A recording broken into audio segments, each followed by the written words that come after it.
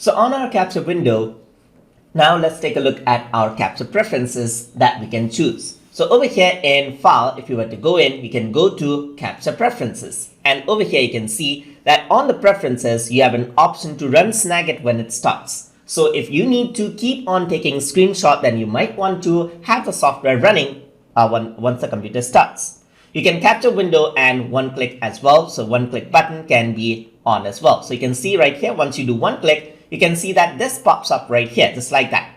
So you can open the Snagit editor right here, view the presets, and go over here onto additional settings. So once you click this, it just starts the capture. So you want the capture to happen, you can enable one click just like that, as you can see. Let me just turn that off right here. You can change out Snagit theme to dark, of course. So you can press OK right here, and the recorder is immediately done. So let me just go around here and then turn it back onto light right here. So you can check for updates and send anonymous user data. So this helps improve the software because it sends the bug report to the developers. You can don't show notifications or show some notifications right here and access the info over here just like that. So it just takes you to the that is the TechSmith website.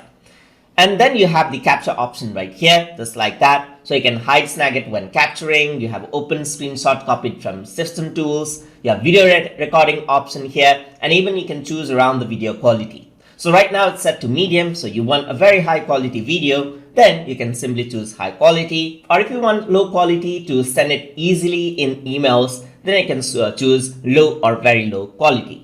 So just like that, you can see scale captures down to 1920 by 1080. So even if you were to capture 4K, it'll downscale it because that's much more easier in the standard resolution. You also have enable webcam option right over here. So you don't want webcam, then you can also go over here.